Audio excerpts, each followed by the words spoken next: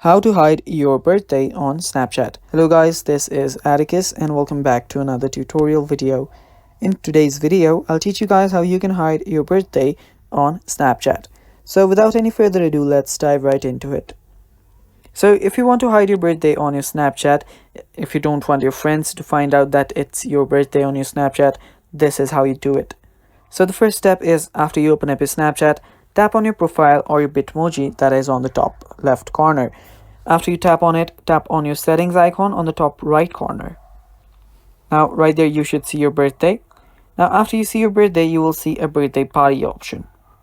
Now if you enable this, what this will do is this will add a small birthday cake emoji next to your name when it's your birthday, which will alert your friends that it's your birthday. And that is basically what it means to unhide or show your birthday on Snapchat. So if you simply want to hide your birthday, all you need to do is turn this off. After you turn that off, your birthday will be hidden and people will not be able to find out that it's your birthday on Snapchat.